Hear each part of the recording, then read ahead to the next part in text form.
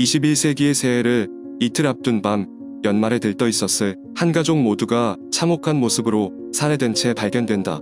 도쿄도 세타가야구에 덩그러니 놓여있는 집. 그 집에는 회사원이었던 아빠 미야자와 미키오, 자택에서 학원을 운영했던 엄마 야스코, 딸 니나, 아들 레이, 이렇게 네 가족이 살고 있었다. 당시 미야자와 가족이 살던 지역은 근처에 있던 공원의 토지 확대 사업으로 재개발이 확정되면서 대부분의 주민들이 이사를 간 상태였다. 원래 마을 인근에 30가구 정도의 집이 있었지만 사건이 벌어진 시기에는 단 4가구만이 남아있었는데 이미 집을 허문 곳도 있어 밤이 되면 아주 조용했다고 한다.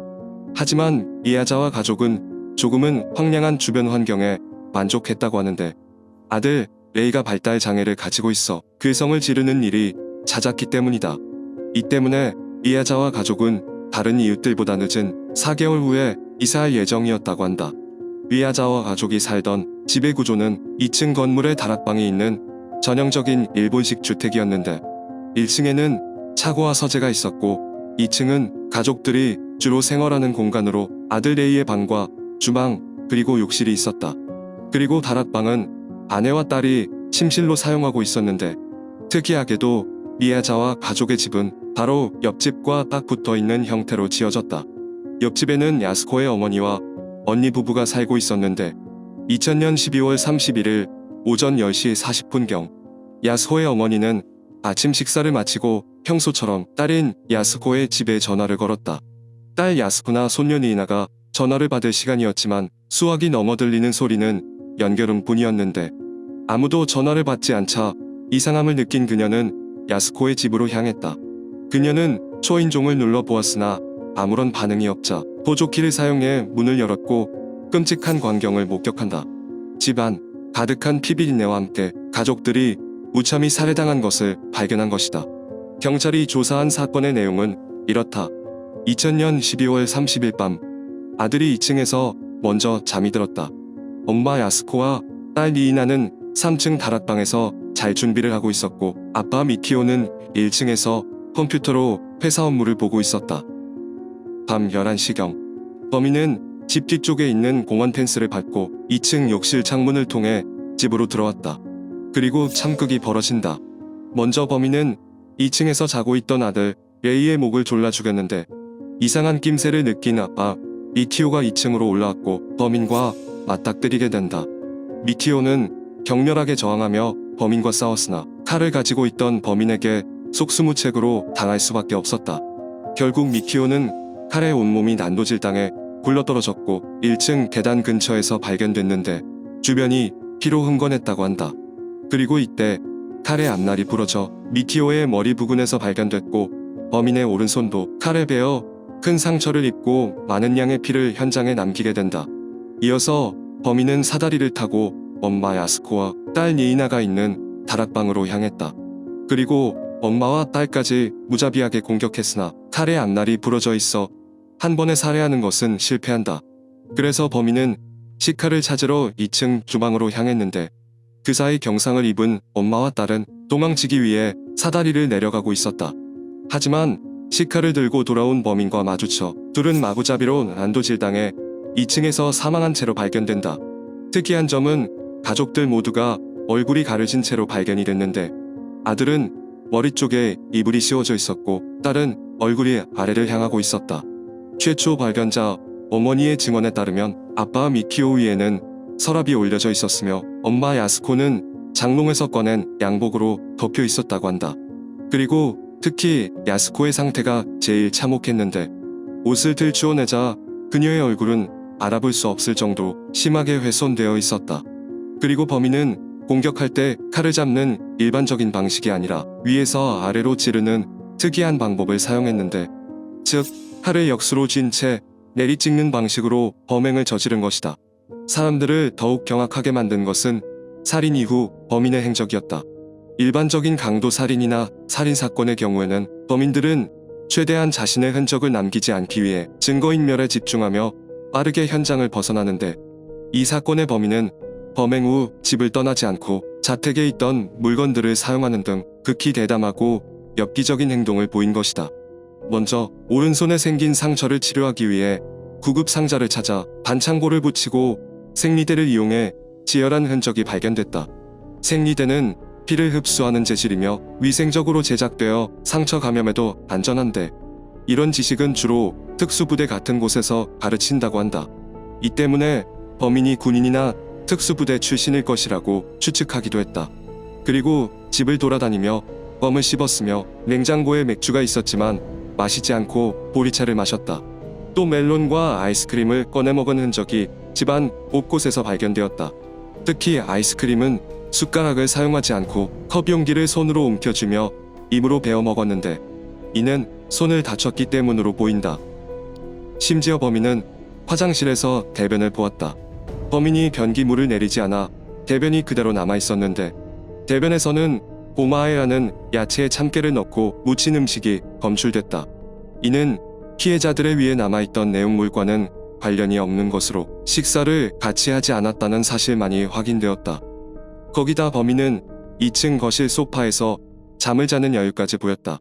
또 신용카드와 수첩, 은행 예금 통장, 운전면허증 등 생년월일이 표시된 서류가 분류되어 있었는데, 찬장과 책상의 거의 모든 서랍은 아래에서부터 순서대로 열려 있었고, 욕실의 욕조 안에는 영수증이나 서류, 타월, 쓰레기 등이 난잡하게 어질러져 있었다.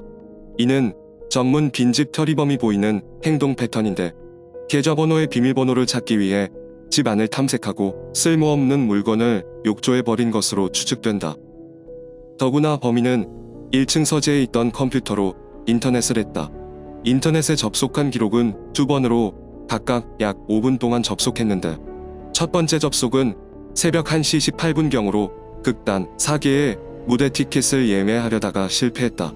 두 번째 접속은 오전 10시 2분경으로 미키오의 회사 사이트와 대학교 연구실 홈페이지에 접속했다. 범인이 접속한 곳은 모두 미키오가 즐겨 찾기 해놓은 사이트였는데, 그 후 범인은 컴퓨터 콘센트를 빼서 전원을 강제 종료시켰다. 이는 야스코의 어머니가 전화를 걸기 직전으로 범인은 바로 도주하지 않고 장장 11시간 동안이나 집에 머물렀던 것이다. 그 후 범인은 전화선을 뽑고 피 같은 옷을 미키오의 옷으로 갈아입었다. 그리고 현금 20만 엔을 훔쳐 들어왔던 2층 욕실 창문을 통해 달아났는데, 어째서인지 귀금속과 1층 서재의 책상 위에 있던 현금 6만 엔이 들어간 봉투는 손을 대지 않았다. 그런데 여기서 또 범인은 기이한 행동을 한다. 옷가지와 범행 도구 등 많은 유류품들을 현장에 그대로 두고 떠난 것이다. 심지어 범인은 피가 묻은 자신의 티셔츠를 가지런히 개어놓고 가기도 했는데, 대부분의 유류품들은 2층에서 발견됐다. 라지 사이즈의 나그랑 셔츠는 피가 많이 묻어 있었지만 깨끗하게 접혀 있는 상태로 발견되었다. 이 옷은 드라마 뷰티풀 라이프에서 기무라 타쿠야가 입고 나오며 당시 젊은이들 사이에서 유행했는데, 셔츠는 몇 번이나 세탁한 흔적이 있었고 크림색으로 퇴색된 흔적이 발견되어 범인이 평소에도 입고 다녔던 것으로 추측된다. 현장에서 발견된 유니클로의 라지 사이즈 검은색 에어텍 자켓은 2000년 10월 82,000벌 판매 후 즉시 매진되었는데, 자켓 주머니 속에는 미우라 반도의 모래와 버드림 낙엽, 꽃가루, 애완용 새똥 등이 발견되었다. 검은 털장갑은 1998년에서 2000년까지 1755쌍이 판매되었으며 안쪽에서 범인의 피가 발견됐다.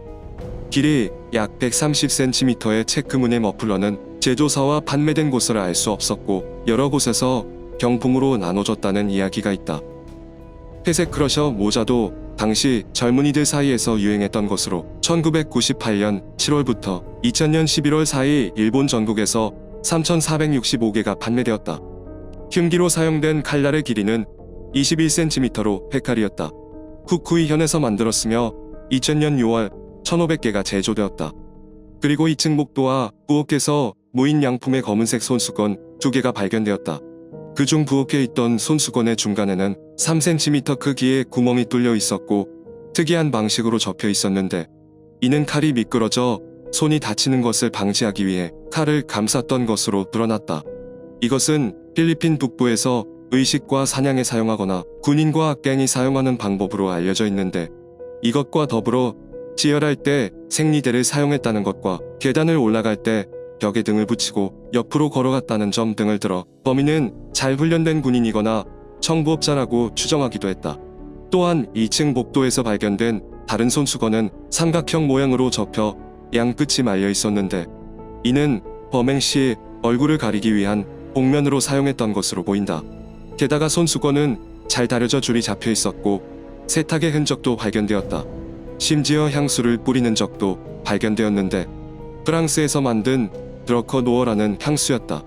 이는 1980년대에 활약한 미국의 인기 프로스케이트보더가 애용하고 있던 향수였는데 심지어 범인의 나그랑 셔츠와 힙색은 당시 스케이트보더 사이에서 유행하던 패션 아이템이었다고 한다. 게다가 피해자의 집 바로 뒤쪽 공원에는 스케이트보드를 탈 수 있는 광장이 있었다. 피해자 가족은 정의감이 강한 성격으로 불의를 참지 못했다고 하는데 그래서 공원을 드나드는 폭주족들이나 밤에 시끄럽게 하는 스케이트보더들과도 자주 다퉜다고 한다. 사건 당일에도 낯선 남자와 싸웠다는 목격담이 나왔고 이들이 범인이라는 설이 제기됐지만 결정적인 증거는 나오지 않았다. 2층 거실에 있던 카키색 힙색은 1995년 9월에서 1999년 1월까지 간토 지방의 할인점에서 2,850개 판매된 것으로 확인됐다. 벨트의 길이로 보아 범인의 허리둘레는 70에서 75cm로 추정했고 가방 표면에서 세제가 발견됐다. 세제를 분석해본 결과 일본 내에서는 판매하지 않는 종류였다.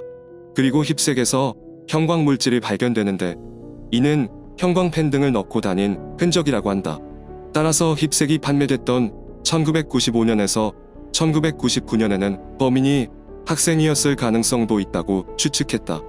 그리고 앞서 자켓 주머니에서 발견된 미우라 반도의 모래와 미국 캘리포니아주의 모래가 발견됐다.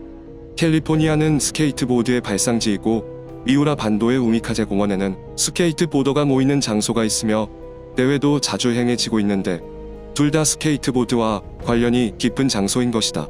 그리고 여러 종류의 물질들이 발견됐는데 이는 스케이트보드의 미끄럼 방지에 사용되는 그립 테이프를 깎은 분말일 가능성이 높은 것으로 드러났다. 이 작업은 보통 스케이트보드 구입 시 점원이 해주지만 베테랑은 스스로 하기도 한다는데 이것만 보면 스케이트보더가 어떤 형태로든 사건에 관련되어 있는 것으로 보인다. 그리고 범인의 족적이 발견되는데 여기서부터 한국인이 범인이라는 추측이 생겨났다. 족적으로 파악한 범인의 신발은 280mm 크기의 영국 브랜드 슬레진저였다. 하지만 이 사이즈는 일본에서 판매된 적이 없었고 한국에서만 판매되었는데 범인이 메고 있던 힙색 또한 한국 제품이라는 주장이 나오며 범인은 한국인일 것이라는 이야기가 나오기 시작한 것이다. 하지만 이후 이 신발과 가방 모두 일본에서도 판매된 것으로 드러났다. 게다가 율품뿐만 아니라 범인을 목격했다는 제보들도 많았는데 12월 25일 피해자 집 바로 옆집에 살던 야스코의 어머니는 집 앞 도로에 계속 차가 서 있는 것을 목격했다. 이틀 뒤인 12월 27일 피해자의 집을 살피고 있는 40대 중반의 의심스러운 남자가 목격되었다.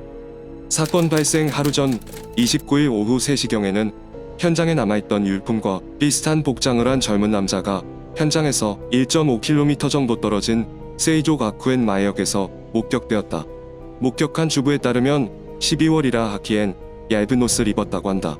또한 이 남자는 사건 당일 30일 오후 9시경 피해자의 집 근처에서도 목격되었다. 그리고 사건 발각 당일 굉장히 유의미한 제보가 들어왔다. 12월 31일 오후 5시 20분경 손에 상처를 입은 남성이 도부니코역으로 향하는 열차 안에서 목격된 것이다.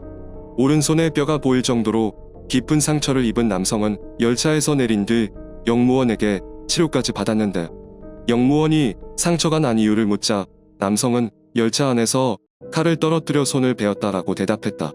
하지만 열차 안에서 혈흔은 발견되지 않은 데다가 칼을 떨어뜨린 것으로 뼈가 보일 정도의 상처가 날 리 없었다. 남성의 외형은 30세 정도로 신장 약 170에서 175cm였고 말랐으나 몸집이 컸다고 한다. 하지만 수사본부는 범인이 피를 흘리면서 기차를 타지 않았을 것이라고 생각해 제보를 무시해버렸는데 사건이 미궁에 빠지자 다시 제보 내용을 들여다본 수사팀은 본격적인 조사에 들어갔지만 이미 10개월이 지난 후였고 어떠한 단서도 나오지 않았다. 각종 유류품 및 목격담으로 정리한 범인의 특징은 이렇다. 범인의 신장은 170에서 175cm, 허리둘레는 70에서 75cm이며 신발 사이즈는 280mm이다. 나이는 1965년에서 1985년생으로 사건 당시 15세에서 35세일 것이라고 추정했다. 그리고 피해자의 상처로 보아 범인은 오른손잡이이다. 혈액형은 A형이며 술과 담배를 하지 않았다. 향정신성 약물이나 감기약, 각성제의 흔적도 발견되지 않아 약에 취해 벌인 범행은 아닌 것으로 보인다. 그리고 범행 방법으로 보아 대담하면서도 뻔뻔하며 윗옷을 벗어 가지런히 접어놓은 것으로 보아 꼼꼼한 성격으로 추정된다. 게다가 범인은 지문까지 남겼다. 마우스나 냉장고 등에서 소용돌이 형태의 지문이 발견된 것이다. 하지만 일본은 한국과 달리 전 국민의 지문을 등록하지 않고 범죄자의 지문만을 가지고 있는데 범죄자들의 지문과 대조해본 결과 일치하는 사람은 없었다. 이는 범인이 전과자가 아닌 초범이며 한편으로는 외국인일 가능성도 있다고 추측했다. 이렇게 범인은 많은 유류품과 혈흔, 지문 등 많은 단서를 남겼다. 그래서 수사당국은 이를 통해 범인을 금방 잡을 수 있을 것이라고 확신했는데 하지만 이렇게 많은 단서에도 범인이 잡히지 않자 여러 이야기들이 나오기 시작했다. 범인을 쉽게 잡을 수 없는 이유는 범인은 외국인이며 앞서 의심했던 한국인이 범인이라는 것이다. 심지어 일본 경찰에서는 범인은 젊은 남자인데 일본의 젊은 남자는 칼 쓰는 법이나 지혈법을 모른다. 한국은 징병제니 대부분 칼 쓰는 법과 응급치료법에 익숙할 것이다. 나는 말도 안 되는 근거를 대며 범인이 한국인이라고 추측했다. 한국인이 범인이라는 근거 없는 의심은 이내 확신이 됐고 어떻게든 여기에 맞추려는 합리화가 지속됐다.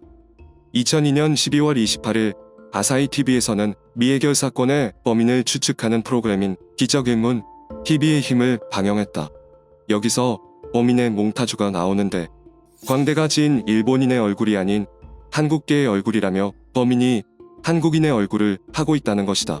하지만 이는 목격자들의 진술을 토대로 만든 몽타주가 아니었는데 어이없게도 이것은 어느 심령술사의 상상 속 몽타주였다.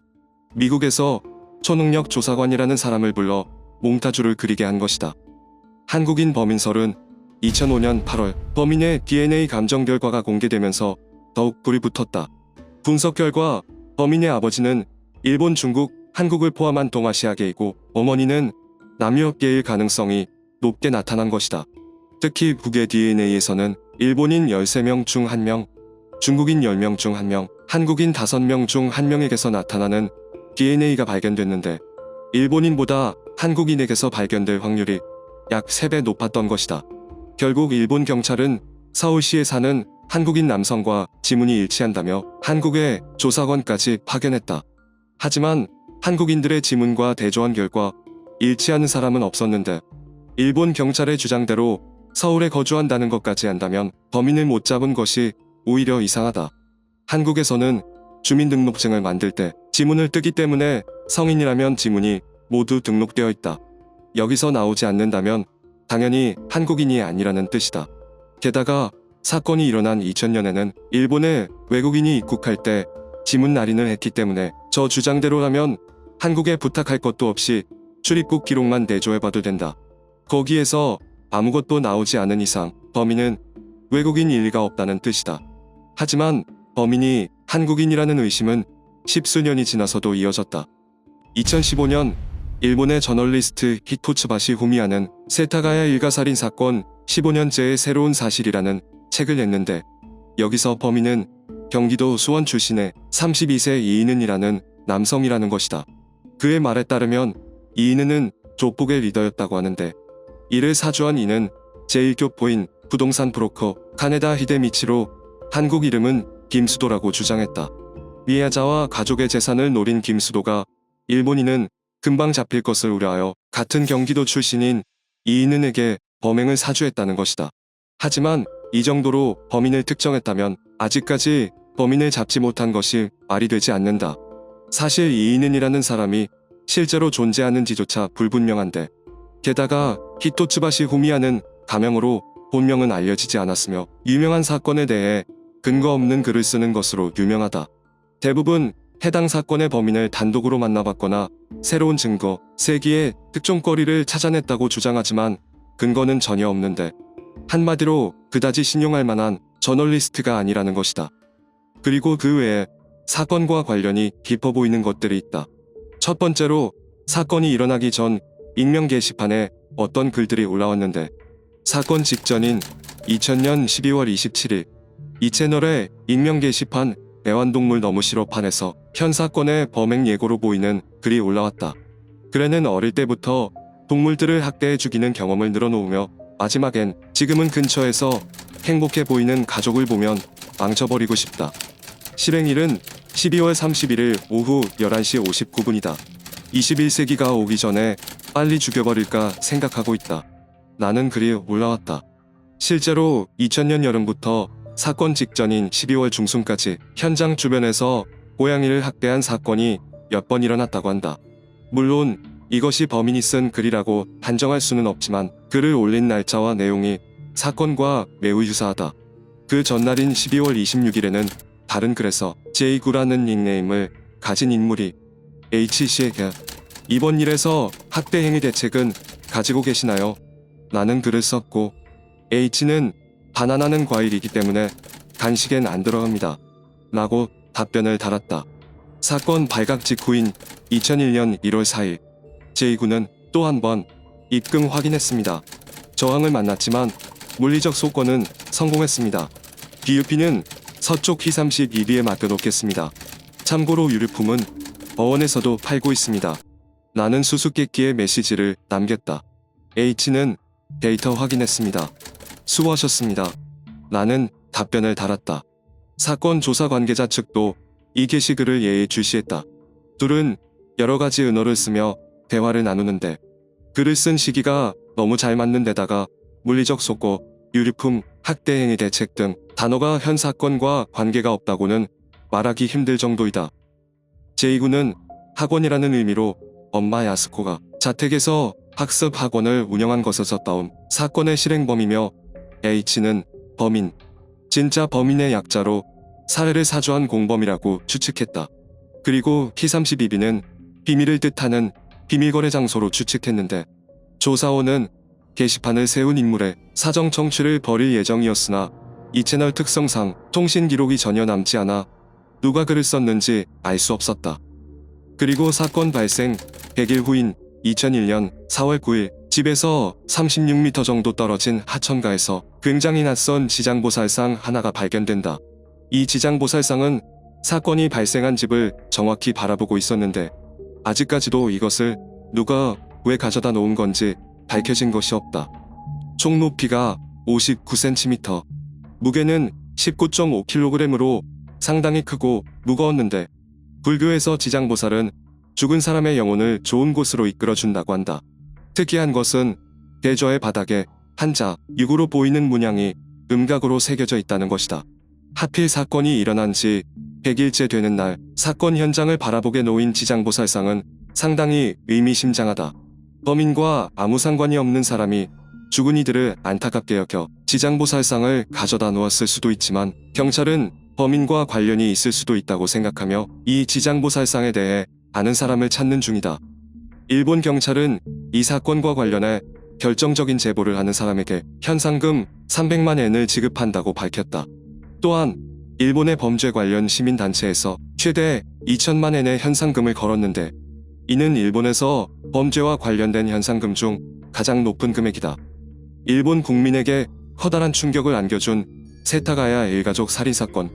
이 사건을 계기로 일본은 강력사건에 대한 공소시효가 폐지되었다. 일본 경찰은 사건 해결을 위해 28만 명이 넘는 수사 인력을 투입했지만 세타가야 일가족 살인사건의 범인은 잡히지 않은 채 오랜 시간이 지난 현재까지도 풀리지 않는 미스터리로 남아있다.